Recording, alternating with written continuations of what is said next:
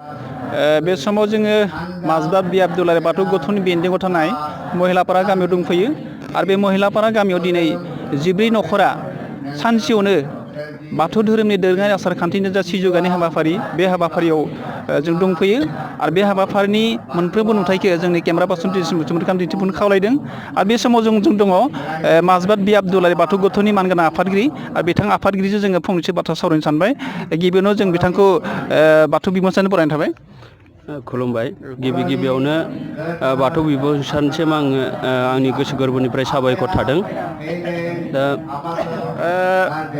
दिनै खोब गोजोनथाव बाथ्रा बा गोजोनथाव खौरां नोंथांनि बेलायावनो जिहेतुके माजबाद बियाब दुलाराय बाथौ गौथुमनि नोंथाङा आफादगिरि नोंथांनि बेन्दोंआव थानाय बे महिलापारा गामियाव दिनै 14 न'खरा सानसेयावनो सिजौ गायनाय हाबाफारि लादों।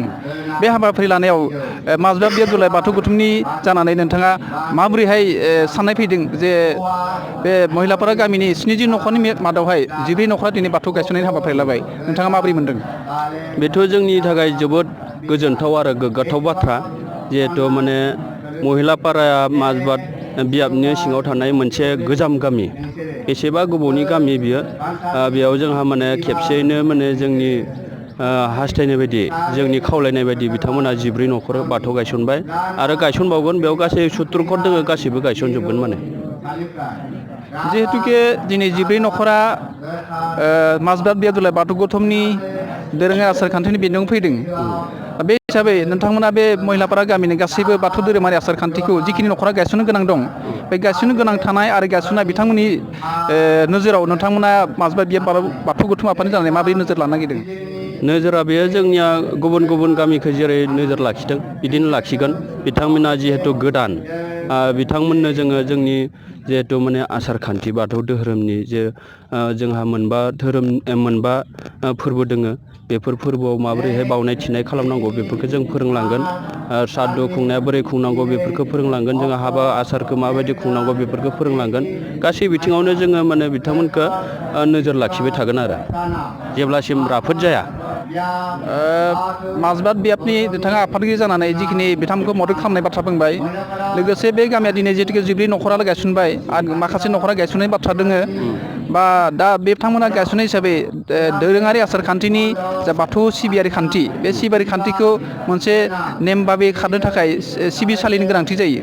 बे सिबिसालि लुफुंनाय बेलायाव नोंथांमोना माजबाद बियाब दुलाराय बाथौ गौथुम जानानै माबाफोर बिथांमोननि गामिनि मदद होनो सानदों नामा? बेखौ जोङो बेथ' सिबिसालियाथ' लुफुंखानांगोन।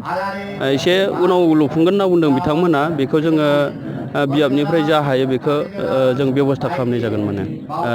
बियाबनिफ्राय आरो सरकारनिफ्रायबो माबा मोनसे मोनो नामा बेखौ जोङो आसा खालामदों। उनाव बेयो लासै लासै जोङो मावफुंलांगोन बेखौ बिथांमोननि गामिजों सावरायलायनानै।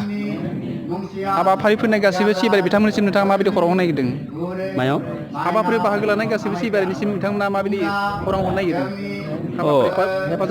हाबाफारियाव जायफोरा माजबाद बियाबनिफ्राय जोंहा माने 12था गामिखौ लिंहरनाय जादोंमोन। बेयाव गासै बिथांमोना जिहेथु माने फुंनिफ्राय फैनानै बे 14 घर जिहेथु बाथौ गायसनदों, बेयाव गोबां दुखु खस्थ' खालामनानै बिथांमोना हेफाजाब होफैबाय। बिथांमोननि थाखाय आङो बियाबनि जानानै साबायखर बावहरदों। माजबाद बियाबनि आफादगिरि खरमसार दैमारिया जोंनि बाथौ बिबुंसार रादाब हरनायनि थाखाय आरो बेबायदि बाथ्रानि थाखाय जों गोजोननाय थाबाय। साबायखर। जों सासे मोनबावनो हादों, बिथाङा जाबाय माजबाद बियाब दुलाराय बाथौ गौथुमनि गाहाय फोसावगिरि लिबिराम दैमारि। बिथांखौबो जों फंसे बाथ्रा सोंनो नागिरदों। बाथौ बिबुंसार जानानै नोंथांखौ गिबियावनो बरायनाय थाबाय। खुलुमबाय। बाथौ बिबुंसारनो नोंथांमोननिसिम आं गोसो गोरबोजों साबायखर थाबाय। महिलापारा गामि जोबोद गोजाम गामि। बे गोजाम गामिया दिनै बेसेबां बोसोरनि उनाव दिनै बिथांमोना 70 न'खर दंब्लाबो 14 न'खरा दिनै सानसेयावनो बाथौ गायसननाय जा हाबाफारि, बे हाबाफारिया दिनै बिथांमोना लादों आरो नोंथांमोननि माजबाद बियाबनि दैदेननायावनो दिनै बे गामियाव जाबायदि मोनसे माजबाद बियाब दुलाराय बाथौ गौथुमनि सामलायनो लैहोर लैहोर फैनानै बाथौ गायसननाय हाबाफारिखौ हेफाजाब होफैबाय। बाथ्राया बे जाबाय, नोंथाङा माजबाद बियाब दुलाराय बाथौ गौथुमनि फोसावगिरि जानानै माबायदि लामाजों फैनानै बे गामिखौ बाथौ लाहैनायनि बेबस्था बा फोसावनायनि राहा खालामदोंमोन? खुलुमबाय। जोंनि दुलाराय बाथौ गौथुमनि थांखियानो बाथौ धोरोम आरो बिनि सोरगिदिं जौगानाय। बे थांखिखौ लानानै जोङो जिल्लानिफ्राय गोबां परामर्श लाबोनानै जोंनो जिल्लाया जिहेतु दायित्व हरदों साखाथि फाखाथि थानाय बर' गामिफोरखौ गासै बाथौआरि सुबुं खालामनो नांगौ अब्लासो जोङो गावनि सिनायथिखौ लाखिनो हागोन बे नोजोरखौ बोनानै जोङो सम सम बे महिलापारा गामियावहाय जोंनि टिमा फोसाव हान्जा जों टिम लानानै गोबां जों फैदों सुबुरुन होफैदों आरो न'फा न'नि हाबाफ्राव हाबानि आसार खान्थि जों सुबुरुन होनायजों लोगोसे बाथौ धोरोमखौ जे गनायनांगौ बे नोजोरखौ लानानै जोङो गोबां बाथौ धोरोमनि गोहोमखौ जों अराय सम खोख्लैफैदोंमोन आरो जों बिथांमोनखौ बाथौ धोरोम खालामनो थाखाय जों नाजागासिनो दंमोन जायनि जाहोनाव दिनै जों आबुं महर जों मोनबाय आरो दिनै सानसेयैनो 14 न'खर जों गायसननो हादों। साबायखर थाबाय माजबा बियाब दुलाराय बाथौ गौथुमनि गाहाय फोसावगिरि लिबिराम दैमारि सारा बिथाङा बे बाथौ बिमुसाराव माखासे मा राहाजों बिथाङा बे गोरोम गामिखौ बाथौ धोरोमाव लाहोनो हादों बेखौ बुंनायनि थाखाय जों बाथौ बिमुसार बिथांखौ रोजा रोजा साबायखर जाबाय गोजोन्थों।